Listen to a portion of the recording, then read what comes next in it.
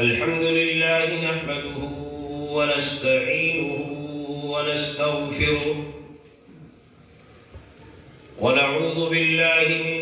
شرور أنفسنا ومن سيئات أعمالنا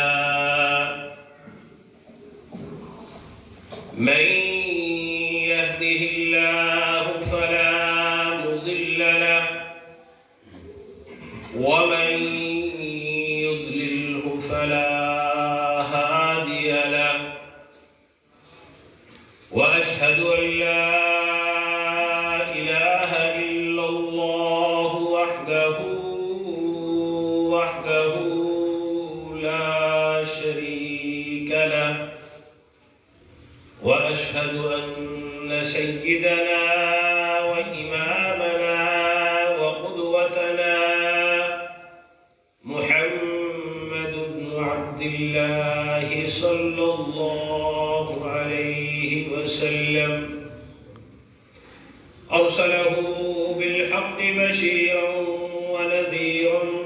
بين يدي الساعة اللهم صل على محمد وعلى آل محمد كما صليت على إبراهيم وعلى آل إبراهيم إنك حميد مجيد اللهم بارك على محمد وعلى آل محمد كما باركت على إبراهيم وعلى آل إبراهيم إنك حميد مجيد أما بعد فإن خير الحديث كتاب الله وخير الهدي هدي محمد صلى الله عليه وسلم وشر الأمور محدثاتها وكل محدثة بدعة وكل بدعة ضلالة وكل ضلالة في النار من يطع الله ورسوله فقد رشد واهتدى ومن يعص الله ورسوله فقد ضل وغوى فلا يضر إلا نفسه ولن يضر الله شيئا لا إيمان لمن لا أمانة له ولا دين لمن لا عهد له أعوذ بالله السميع العليم من الشيطان الرجيم بسم الله الرحمن الرحيم ادعوا ربكم تضرعا وخفية رب اشرح لي صدري ويسر لي أمري واحلل عقدة من لساني يفقه قولي اللهم انفعنا بما علمتنا وعلمنا ما ينفعنا وزدنا علما رب أعوذ بك من همزات الشياطين وأعوذ بك رب أن يحضرون ہر قسم کی حمد و ثنا ہر قسم کی بڑائی کبریائی تعریف تمجید اور تقدیس اللہ وحدہ لا شریک کے لیے جو اکیلا ہی تمام حمدوں، ثناؤں، کبریائیوں اور بڑائیوں کا مالک و حقدار ہے، صلاۃ و سلام سیدنا و سید الاولین والآخرین، امام المتقین، شفیع المذنبین، صاحب لواء الحمد، جناب محمد رسول اللہ صلی اللہ علیہ وسلم کی ذات گرامی پر حضرت علی وقار مختصر حمد و ثنا کے بعد آپ سب بخوبی جانتے ہیں کہ ہماری اس دنیا میں بعثت اور آمد کا مقصد کیا ہے؟ وَمَا خَلَقْتُ الْجِنَّ وَالْإِنسَ إِلَّا لِيَعْبُدُونَ۔ انسان کی اس دنیا میں آمد اور بعثت کا مقصد صرف اور صرف اللہ رب العزت والجلال کی عبادت کرنا ہے، اور عبادت بھی اخلاص کے ساتھ۔ قُلْ إِنِّي أُمِرْتُ أَنْ أَعْبُدَ اللَّهَ مُخْلِصًا لَهُ الدِّينَ وَأُمِرْتُ لِأَنْ أَكُونَ أَوَّلَ الْمُسْلِمِينَ۔ اللہ رب العزت والجلال کی عبادت، اور عبادت بھی خالصتاً اللہ رب العزت والجلال کے لیے، مقصد کوئی اور نہ ہو، کسی اور کی خوشنودی، کسی اور کی رضامندی، کسی اور مفاد کا حصول انسان کے مد نظر نہ ہو۔ اور ایسے لوگ جو اللہ رب العزت والجلال کی عبادت اخلاص کے ساتھ کرتے ہیں، ان کی یہ تمنا ہوتی ہے، ان کی یہ خواہش ہوتی ہے، اور ان کے دل کے اندر یہ حسرت ہوتی ہے کہ میرا پروردگار کے ساتھ جو تعلق ہے، اللہ رب العزت والجلال کے ساتھ میرے جو معاملات ہیں، میری اللہ تعالیٰ کے ساتھ جو محبت ہے، وہ محبت مخفی رہنی چاہیے، کسی کی نظر میں نہیں آنی چاہیے۔ میرے سجدے، میرے رکوع، میرا قیام اور اللہ رب العزت والجلال کے ساتھ میری مناجات، وہ اللہ تعالیٰ کے علاوہ کسی اور کے علم میں نہیں آنی چاہیے۔ اسی لیے حکم دیا ادعوا ربکم تضرعا وخفیہ، اللہ رب العزت والجلال کو گڑ گڑا کر بھی پکارو اور مخفی طور پر بھی اللہ رب العزت والجلال کو پکارو، اور اللہ تعالیٰ اس عبادت کو شرف قبولیت عطا فرماتا ہے۔ اللہ تعالیٰ اس عبادت کو پسند فرماتا ہے جو صرف بندے اور اللہ رب العزت والجلال کے درمیان ہو، کوئی اور اس سے آگاہ نہ ہو۔ وہ آنسو، وہ مناجات، وہ سرگوشیاں، وہ گڑ گڑاہٹیں، اور اللہ رب العزت والجلال کے حضور وہ سجدے جس میں صرف اللہ رب العزت والجلال کی ذات مطلع ہو، وہ اللہ رب العزت والجلال کے ہاں بہت جلد اور ضرور بالضرور شرف قبولیت حاصل کرتے ہیں۔ قرآن کریم میں اللہ رب العزت والجلال نے اپنے انبیاء کا تذکرہ فرمایا وَلَقَدْ نَادَانَا نُوحٌ فَلَنِعْمَ الْمُجِيبُونَ، اور حضرت یونس علیہ السلام کے بارے میں فرمایا کہ وَذَنُّونِ إِذْ ذَهَبَ مُغَاضِبًا فَظَنَّ أَن لَّن نَّقْدِرَ عَلَيْهِ فَنَادَىٰ فِي الظُّلُمَاتِ أَن لَّا إِلَٰهَ إِلَّا أَنتَ سُبْحَانَكَ إِنِّي كُنتُ مِنَ الظَّالِمِينَ۔ اور سب سے بڑھ کر اپنے زمانے کے سب سے بہترین انسان کے بارے میں اللہ رب العزت والجلال نے فرمایا کہ اذ نادى ربه نداء خفیا، جب اس نے اپنے پروردگار کو خفیہ حالت میں مخفی رہ کر اللہ رب العزت والجلال کو پکارا، اللہ رب العزت والجلال سے مناجات کی، اللہ رب العزت والجلال سے سرگوشیاں کی۔ ایسی سرگوشیاں، ایسی مناجات اللہ رب العزت والجلال آسمانوں میں سنتا ہے۔ بندہ تنہائی میں ہے، کوئی دیکھنے والا نہیں ہے، کوئی سننے والا نہیں ہے، اور اللہ رب العزت والجلال آسمانوں میں اس کی سرگوشیاں اس طرح سنتا ہے گویا کہ وہ اللہ رب العزت والجلال کے عین قریب ہے۔ اسی لیے امام قتادہ نے فرمایا کہ اللہ رب العزت والجلال یعلم القلب الخفی، اللہ رب القلب التقی، اللہ تعالیٰ ایسے دل کو بہت اچھی طرح جانتا ہے جس دل کے اندر تقوی ہوتا ہے، پرہیزگاری ہوتی ہے، جس دل کے اندر اللہ رب العزت والجلال کی خشیت اور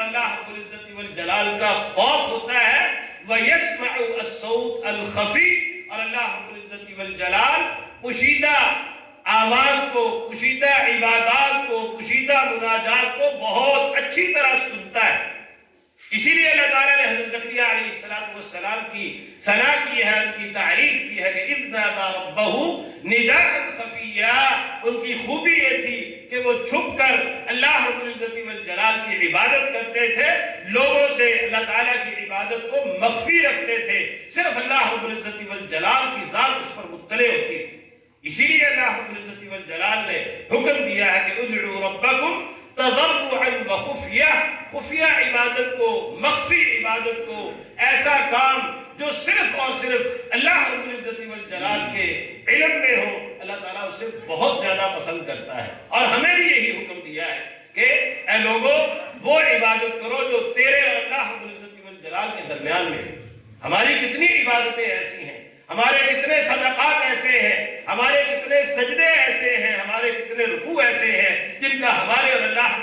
رب العزت والجلال کے علاوہ کسی اور کو علم نہ ہو۔ ہم تو رات کی تنہائی میں اٹھ کر تہجد پڑھتے ہیں اور اللہ رب العزت والجلال کے سامنے گڑ گڑاتے ہیں، تو ہماری خواہش ہوتی ہے کہ گھر والوں کو پتا ہو، ماحول اور معاشرے والوں کو پتا ہو کہ بڑا تہجد گزار ہے، بڑا عبادت گزار ہے، راتوں کو اٹھ کے اللہ رب العزت والجلال کے حضور آنسو بہاتا ہے، گڑ گڑاتا ہے، اللہ تعالیٰ سے مناجات کرتا ہے۔ ایسی عبادتوں کا کوئی فائدہ نہیں، ایسی عبادتوں کا کوئی فائدہ نہیں، اس لیے کہ جس مقصد کے لیے تو کر رہا ہے وہ مقصد تو دنیا میں پا لیتا ہے، کل جب اللہ رب العزت والجلال کے دربار میں جائے گا وہاں تجھے کچھ میسر نہیں آئے گا۔ تیرا خیال ہوگا کہ تو نے بڑی عبادتیں کی ہیں، تو نے بڑی تہجدیں پڑھی ہیں، بڑے آنسو بہائے ہیں، بڑے اللہ رب العزت والجلال کے سامنے مناجات کی ہیں، بڑا گڑ گڑایا ہے۔ جب اللہ تعالیٰ کے ساتھ سامنے جائے گا صلہ لینے کے لیے، اللہ تعالیٰ فرمائے گا کہ بندے میرے پاس تیرے لیے کچھ نہیں ہے، تو نے جس مقصد کے لیے یہ کام کیا تھا وہ دنیا میں تو نے پا لیا۔ ادعوا ربکم تضرعا وخفیہ، اور صحیح مسلم کی روایت ہے، حضرت سعد بن ابی وقاص رضی اللہ تعالی عنہ راوی ہیں، فرماتے ہیں کہ رسول اللہ صلی اللہ علیہ وسلم نے فرمایا ان اللہ یحب العبد التقی الغنی الخفی، اللہ رب العزت والجلال اپنے بندوں سے محبت کرتا ہے۔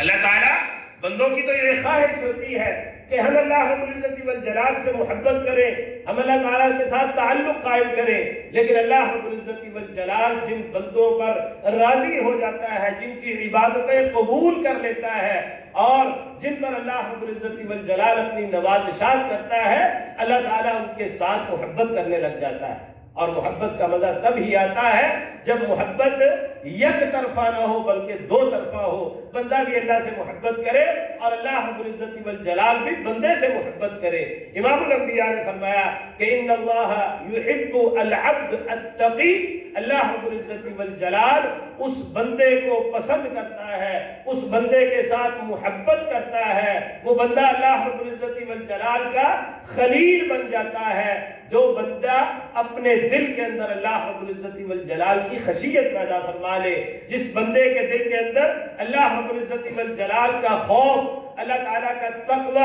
پرہیزگاری ہو، اسے دنیا کی کوئی پرواہ نہ ہو، صرف اللہ رب العزت والجلال کی پرواہ ہو، کوئی قدم اٹھانے سے پہلے، زبان سے کوئی کلمہ نکالنے سے پہلے، کوئی حرکت کرنے سے پہلے دنیاوی معاملات ہوں، دینی معاملات ہوں، مسجد میں ہو، بازار میں ہو، خوشی کے موقع پر ہو،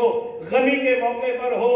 تنہائی میں ہو یا محفل میں ہو، خلوت میں ہو یا جلوت میں ہو، اسے صرف اور صرف اللہ رب العزت والجلال کی پرواہ ہو، اللہ کے علاوہ کسی اور کی پرواہ نہ ہو۔ اور جو اللہ رب العزت والجلال کا خوف اپنے دل کے اندر پیدا کر لیتا ہے، جو اپنے دل کے اندر تقوی پیدا کر لیتا ہے، جو اپنے دل کے اندر پرہیزگاری پیدا کر لیتا ہے، جس کے دل کے اندر یہ احساس پیدا ہو جاتا ہے کہ میرا پروردگار میری نگرانی کر رہا ہے، مجھے دیکھ رہا ہے، وہ بندہ پھر کبھی بھی کوئی غلط قدم نہیں اٹھاتا، زبان سے کوئی غلط کلمہ نہیں نکالتا، اور سب سے بڑی بات یہ ہے کہ وہ غنی حمید کا بندہ بنتے ہوئے دنیا سے بے پرواہ ہو جاتا ہے، دنیا سے لا تعلق ہو جاتا ہے، اسے کسی کا خوف نہیں رہتا، نہ اسے خاندان سے ڈرنے کی ضرورت رہتی ہے، نہ اسے معاشرے سے ڈرنے کی ضرورت ضرورت رہتی ہے، نہ اسے لوگوں سے ڈرنے کی ضرورت رہتی ہے، اس لیے کہ وہ جس حالت میں بھی ہوگا اسے خالق کا خوف ہوگا، مخلوق کا خوف نہیں ہوگا، اور جس کو خالق کا خوف ہو جائے اسے پھر دنیا میں کسی چیز کی پرواہ نہیں ہوتی۔ اور اللہ رب العزت والجلال نے امام الانبیاء کی زبانی یہ ضمانت اور گارنٹی دی ہے کہ ان اللہ یحب، اللہ رب العزت والجلال اس بندے سے محبت کرنے لگ جاتا ہے۔ کتنی بڑی سند ہے، کتنا بڑا انعام ہے۔ اس دنیا میں کوئی لیڈر، کوئی قائد، کسی جماعت کا رہنما کسی بندے سے، کسی کارکن سے محبت کرنے لگ جائے تو اس کے پاؤں زمین پہ نہیں لگتے، سمجھتا ہے کہ میں نے پتہ نہیں کیا کچھ پا لیا۔ یہ سیاسی جماعتیں، یہ دینی جماعتیں، ان کے لیڈر اگر کسی کارکن پر شفقت کر دے تو وہ سمجھتا ہے کہ میں نے دنیا کی ساری نعمتیں پا لی ہیں۔ اور اگر خالق کائنات، مالک کائنات، وہ جباروں کا ہار اے بندے تیرے ساتھ محبت کرنے لگ جائے، تیرے ساتھ تعلق قائم کر لے اور تیری محبت کو قبول کر لے، اس سے بڑا اعزاز تیرے لیے اور کیا ہو سکتا ہے۔ الغنی، دوسری امام الانبیاء نے اس کی صرف یہ بتائی کہ وہ بندہ غنی ہو، غنی القلب ہو، اللہ تعالیٰ تھوڑا بھی دے دے اس پر بھی قناعت کر لے، کبھی دنیا کی طرف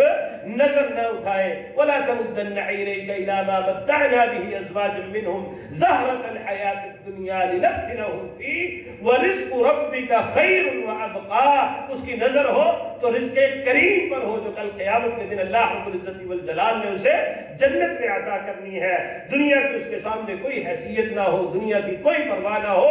اور دوسرے لفظوں میں یوں کہہ لیجئے کہ اس کے دل میں سب سے بڑی دولت ایمان کی دولت اور اللہ رب العزت والجلال کی محبت ہو، دنیا کو وہ پاؤں کی ٹھوکر پر رکھے۔ اور تیسرا امام الانبیاء سیدنا محمد رسول اللہ صلی اللہ علیہ وسلم نے فرمایا کہ الخفی، ایسا بندہ جو مخفی رہتا ہے، جو خفیہ رہ کر اللہ رب العزت والجلال کی عبادت کرتا ہے، جو لوگوں سے چھپ کر اللہ رب العزت والجلال کی عبادت کرتا ہے، اللہ رب العزت والجلال اس بندے سے بھی محبت کرتا ہے۔ الخفی فی عبادتی ہی، اپنی عبادت کے اندر مخفی ہے، کسی کو کچھ نہیں پتا کہ کب روزہ رکھا ہے، کسی کو کچھ نہیں پتا کہ کس نے گھروں کی کفالت کر رہا ہے، کتنے یتیموں کے سروں پر اس نے ہاتھ رکھا ہوا ہے، کتنی بیواؤں کی کفالت کرتا ہے۔ وہ مدینے میں ایک تھے رحمہ اللہ تعالی رحمت واسعہ، 100 سے زائد گھروں کی کفالت کرتے تھے، نہ گھر والوں کو پتا تھا کہ یہ کس پر خرچ کرتا ہے، اور نہ ان کو پتا تھا جن پر خرچ کرتا ہے کہ ہم پر کون خرچ کرتا ہے۔ جب اس دنیا سے رخصت ہوا پھر گھر والوں کو بھی پتا چلا کہ یہ تو اللہ رب العزت والجلال کے راستے میں مال لٹانے والا تھا، پھر ان کو بھی پتا چلا کہ فلاں بندہ ہم پر خرچ کرتا تھا، وہ آج اس دنیا سے اٹھ گیا ہے۔ الخفی فی عبادتی ہی، ہر عبادت کے اندر اپنے آپ کو چھپا کر رکھنے والا، نمود و نمائش سے بچنے والا، صرف اور صرف اللہ رب العزت والجلال کو دکھلانا مقصود ہو۔ اور ہماری حالت کیا ہوتی ہے؟ نماز پڑھ رہے ہوتے ہیں تنہائی میں، اکیلے نماز پڑھ رہے ہوتے ہیں، کیفیت کچھ اور ہوتی ہے، ساتھ کوئی آ کر کھڑا ہو جائے، کوئی باپ، کوئی بھائی، کوئی دوست، کوئی نمازی آ جائے تو ہماری نمازوں کے اندر خشوع و خضوع پیدا ہو جاتا ہے۔ پہلے رفع الدین کس طرح کر رہے ہوتے ہیں، پہلے کس طرح کھڑے ہوتے ہیں، جب کوئی دیکھنے والا آ جاتا ہے تو ہماری عبادت کے اندر خشوع و خضوع پیدا ہو جاتا ہے۔ یہاں سے اندازہ لگا لیجئے کہ پہلے جب باروں کا ہار کے سامنے کھڑے تھے اس وقت کیفیت کیا تھی، اور جب لوگوں نے دیکھنا شروع کیا تو اس وقت کیفیت کیا تھی۔ عبادت کس کے لیے ہوئی؟ اس کے لیے ہوئی یا بندوں کے لیے ہوئی؟ اگر اس کے لیے ہوتی تو پھر انسان اپنی تنہائی کے اندر، اپنی خلوت کے اندر اللہ رب العزت والجلال کی عبادت میں زیادہ مگن ہوتا، پھر اس کی خلوت، اس کی تنہائی، اس کی جلوت اور اس کی محفل سے زیادہ پاک اور صاف ہوتی۔ اپنی خلوتوں اور اپنی تنہائیوں کا جائزہ لے لیجئے کہ ہمارا پروردگار کے ساتھ کیا تعلق ہے، ہم اپنی عبادات کو کتنا مخفی رکھتے ہیں، وہ معاملات جو مخفی رہ کر کرنے والے ہیں ہم ان معاملات میں کتنا ان کا حق ادا کرتے ہیں۔ اور اللہ رب العزت والجلال کی طرف سے یہ سند، اللہ تعالیٰ کی محبت حاصل کرنے کے لیے ہم کیا کرتے ہیں؟ جو بندہ مخفی رہ کر اللہ تعالیٰ کی عبادت کرتا ہے، اللہ تعالیٰ اس سے محبت کرنے لگ جاتا ہے۔ اور ائمہ کرام نے اس کے معنی، مخفی کے معنی یہ کیے ہیں کہ مخفی فی عبادتہ، مخفی فی عبادتہ، اور رحیم بالاقرباء، اپنے عزیز و وقارب کے ساتھ صلہ رحمی کرنے والا ہوتا ہے. مخفی عبادت کرنے والا، الخفی کا معنی خفیہ رہ کر عبادت کرنے والا، عزیز و وقارب کے ساتھ صلہ رحمی کرنے والا، اور حفی بالضعفاء کمزور لوگوں کی مدد کرنے والا، ان کے ساتھ ہمدردی کرنے والا، ان کی مشکل میں، ان کی پریشانی میں ان کے کام آنے والا. اور اس کا سب سے بڑا فائدہ انسانی طبیعت پر، انسانی مزاج پر یہ ہوتا ہے، جو بندہ خفیہ رہ کر اللہ تعالیٰ کی عبادت کرتا ہے، جو بندہ مخفی رہ کر اللہ تعالیٰ کے بندوں کے کام آتا ہے، جو بندہ مخفی رہ کر اپنے عزیز و اقربا کے ساتھ صلہ رحمی کرتا ہے، سب سے بڑا انسانی مزاج اور انسانی طبیعت پر اس کا اثر یہ ہوتا ہے کہ انسان کے اندر عاجزی آ جاتی ہے، تواضع آ جاتی ہے، انکساری آ جاتی ہے. اور جو بندہ سرعام یہ کام کرتا ہے اور اس کی خواہش اور تمنا ہوتی ہے کہ لوگ اس کے کام کو دیکھیں، اس کے اندر پھر گھمنڈ آ جاتا ہے، تکبر کا شکار ہو جاتا ہے. یہ دنیا میں ہے، آخرت میں کیا ہوگا یہ اللہ رب العزت والجلال جانتا ہے. تو مخفی رہنے والے کے اندر دنیا میں ایک تو اللہ رب العزت والجلال کی محبت کا حقدار بن جاتا ہے، تواضع آ جاتی ہے، انکساری آ جاتی ہے، عاجزی آ جاتی ہے. اور دوسری بات یہ کہ پروردگار عالم آسمانوں میں اس کی ایک ایک بات کو سن رہا ہوتا ہے اور شرف قبولیت سے نواز رہا ہوتا ہے. کیسے ہو سکتا ہے کہ پروردگار جس سے محبت کرے، وہ پروردگار سے کوئی مطالبہ کرے، کوئی سوال کرے، کوئی مناجات کرے، کوئی دعا مانگے اور پروردگار اسے رد کر دے؟ ممکن ہی نہیں. اگر وہ رد کر دیتا ہے تو پھر محبت کا ہے، پھر محبت کیسی؟ وہ تو گنہگاروں کی رد نہیں کرتا، اپنے محبوب کی کیسے رد کرتا ہے؟ کوشش کر کے دیکھیں، محنت کر کے دیکھیں، صرف اللہ رب العزت والجلال کے ہو کر دیکھیں، صرف اللہ کو پکار کر دیکھیں اور اللہ تعالیٰ کی محبت میں ڈوب کر اللہ رب العزت والجلال سے مناجات کر کے دیکھیں. اللہ رب العزت والجلال سنتا ہے کہ نہیں سنتا، اللہ تعالیٰ قبول کرتا ہے کہ نہیں کرتا. اور سب سے بڑا انعام اور کچھ نہ ملے، سب سے بڑا انعام اور کچھ بھی نہ ملے، اللہ تعالیٰ کل قیامت کے دن بندے کو بہت بڑا انعام عطا کرنے والا ہے. لا يحزنهم الفزع الاكبر وتتلقاهم الملائكة هذا يومكم الذي كنتم توعدون. کل قیامت کا دن ہوگا، لوگ گردنوں تک، کانوں کی لو تک پسینے میں ڈوبے ہوں گے، افراتفری مچی ہوگی قیامت کی ہولناکیوں کی وجہ سے، قیامت کی سختیوں کی وجہ سے. ہر بندے کو اپنی اپنی فکر ہوگی. قرآن نے جگہ جگہ بیان فرمایا ہے، یوم یفر المرء من اخیہ وامہ وابیہ وصاحبتہ وبنیہ لکل امرئ منہم یومئذ شأن یغنی. کسی کو کسی کی پرواہ نہیں ہوگی. یا ایھا الناس اتقوا ربکم ان زلزلۃ الساعۃ شیء عظیم یوم ترونها تذهل كل مرضعة عما ارضعت وتضع كل ذات حمل حملها وترى الناس سکارى. لوگ اس طرح نظر آئے کہ گویا نشے میں ہے. وما هم بسکارى. حقیقت یہ ہے کہ نشے میں نہیں ہوں گے، بلکہ اللہ رب العزت والجلال کے عذاب سے، اللہ تعالیٰ کی پکڑ سے اور اس کے دربار میں حساب و کتاب دینے کی وجہ سے حالت ایسے ہوگی جو گویا کہ نشے میں. وما هم بسکارى ولكن عذاب اللہ شدید. لیکن اس دن کچھ لوگ ایسے ہوں گے، اس دن کچھ ہستیاں ایسی ہوں گی، پروردگار کے کچھ بندے ایسے ہوں گے، لا يحزنهم الفزع الاکبر. انہیں کوئی پرواہ نہیں ہوگی کہ کیا ہو رہا ہے، کوئی پرواہ نہیں ہوگی، کوئی ٹینشن نہیں ہوگی، کوئی پریشانی نہیں ہوگی. بڑے مطمئن ہوں گے، بڑے پرسکون ہوں گے. روئے زمین پر اس دن کوئی سایہ نہیں ہوگا سوائے اللہ رب العزت والجلال کے عرش کے سائے کے. سبعۃ یظلهم اللہ فی ظلہ یوم لا ظل الا ظلہ. قیامت والے دن اللہ تعالیٰ کے عرش کے علاوہ اس روئے زمین پر کوئی سایہ نہیں ہوگا. اور اللہ رب العزت والجلال 7 قسم کے لوگوں کو اپنے عرش کے نیچے جگہ نصیب فرمائیں گے، اس سائے میں جگہ نصیب فرمائیں گے. اور وہ لوگ گھبراہٹ سے، پریشانی سے محفوظ ہوں گے، مطمئن ہوں گے. انہیں پتہ ہوگا کہ اللہ رب العزت والجلال ہمارے ساتھ کیا سلوک کرنے والا ہے. اس لیے کہ ہم نے دنیا میں اللہ رب العزت والجلال سے محبت کی تھی، اس لیے کہ ہم نے دنیا میں تقوی اور پرہیزگاری اختیار کی تھی، اس لیے کہ ہم نے دنیا میں دنیا کو ٹھوکر مار کر اللہ رب العزت والجلال کی ذات کے ساتھ تعلق قائم کیا تھا. انہیں امید نہیں بلکہ یقین ہوگا کہ آج ہمارا پروردگار ہمیں ذلیل و رسوا نہیں کرے گا، ہمیں اللہ رب العزت والجلال بے یار و مددگار نہیں چھوڑے گا۔ امام الانبیاء سیدنا محمد رسول اللہ صلی اللہ علیہ وسلم نے فرمایا کہ اللہ تعالیٰ کے عرش کے نیچے سایہ پانے والوں میں سے دو بندے وہ ہیں جن کا ہماری اس گفتگو کے ساتھ تعلق ہے۔ رجل ذکر اللہ خالیا ففاضت عیناہ، وہ بندہ جو تنہائی میں اکیلا کسی کو نہیں پتا چھپ کر سب سے اللہ رب العزت والجلال کا ذکر کرتا ہے، اکیلا بیٹھا ہے، اللہ تعالیٰ کا ذکر کر رہا ہے، کوئی دیکھنے والا نہیں ہے، کسی کو علم نہیں ہے، اللہ تعالیٰ کے خوف کی وجہ سے، اللہ رب العزت والجلال کے جلال کی وجہ سے، اور کل قیامت کے دن اللہ رب العزت والجلال کے دربار میں حاضری کے احساس کی وجہ سے انسان کی آنکھوں سے آنسو نکل آتے ہیں۔ ففاضت عیناہ، اس کی آنکھیں بہہ پڑتی ہیں صرف اللہ رب العزت والجلال کے خوف کی وجہ سے، اللہ رب العزت والجلال کے سامنے جواب دہی کے احساس سے۔ اللہ رب العزت والجلال کل قیامت کے دن امام الانبیاء کے ذریعے یہ ضمانت اور گارنٹی دی ہے کہ اس بندے کو اپنے عرش کے نیچے سایہ نصیب فرمائیں گے۔ ہم اس نبی کے امتی ہیں۔ ام المؤمنین عائشہ صدیقہ رضی اللہ تعالی عنہ فرماتی ہیں امام الانبیاء سیدنا محمد رسول اللہ صلی اللہ علیہ وسلم رات کو اکیلے اندھیرے کمرے میں اللہ رب العزت والجلال کے حضور قیام کرتے، کھڑے ہوتے اور رونے لگتے، اتنا روتے کہ حتی بل لحیتہ، حتیٰ کہ امام الانبیاء کی داڑھی مبارک آنسوؤں سے تر ہو جاتی۔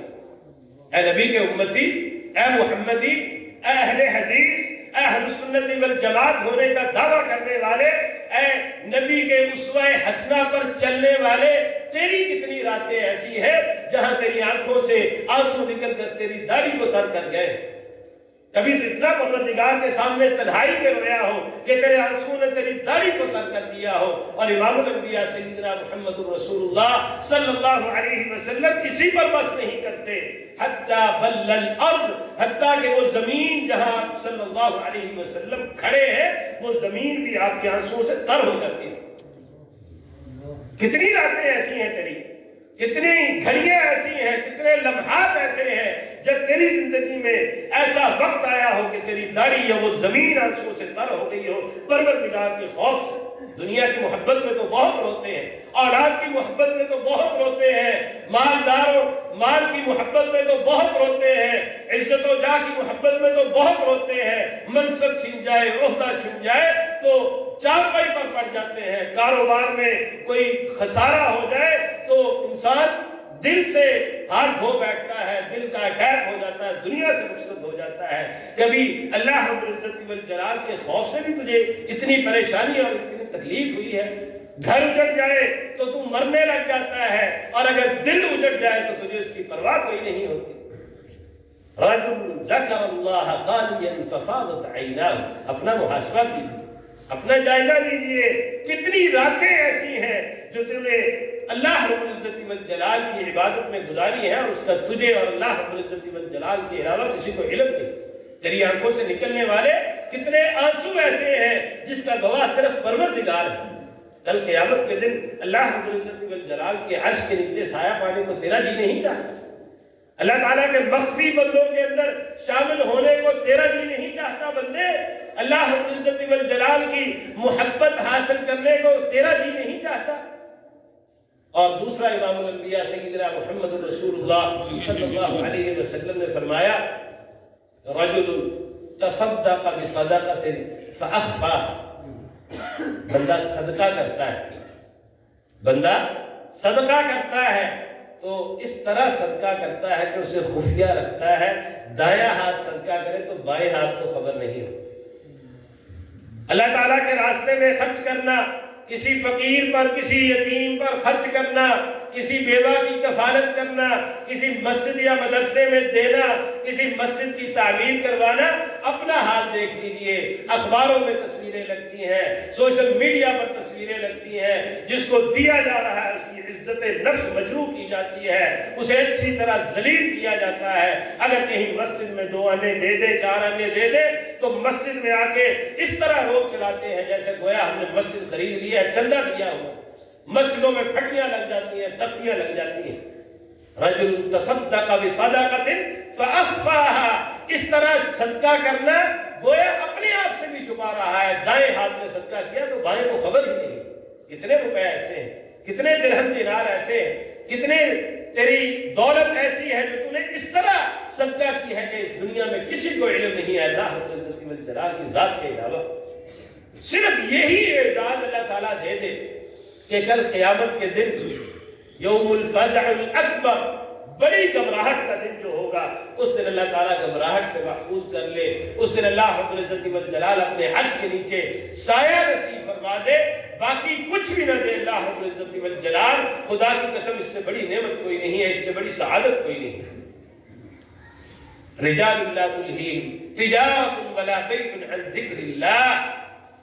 ایسے لوگ جنہیں دنیا کی کوئی پرواہ نہیں ہے,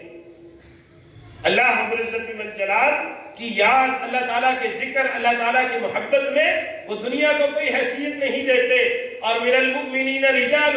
صدقوا ما عاہدوا اللہ علیہ, مومنوں میں سے کچھ بندے ایسے ہیں جنہوں نے اللہ رب العزت والجلال کے ساتھ جو معاہدہ کیا ہے, اللہ تعالیٰ کے ساتھ جو ایگریمنٹ کیا ہے, صدقوا سے سچ کر دکھایا ہے. بندے کیا تو نے اللہ رب العزت والجلال کے ساتھ معاہدہ نہیں کیا؟ لا الہ الا اللہ پڑھتے وقت کیا کہا ہے کہ یا اللہ تیرے علاوہ کوئی عبادت کے لائق نہیں ہے, یا اللہ تیرے علاوہ کوئی دینے والا نہیں ہے, تیرے علاوہ کسی اور کے سامنے جھکنا نہیں ہے. کتنے تو اس معاہدے کی پاسداری کرتا ہے, کتنا تو اللہ رب العزت والجلال کے ساتھ جو ایگریمنٹ کیا ہے اس کی پاسداری کرتا ہے. ان لوگوں میں سے ہو جائیے صدقوا ما عاہدوا اللہ علیہ, جنہوں نے اللہ رب العزت والجلال کے ساتھ کیے گئے معاہدے کی,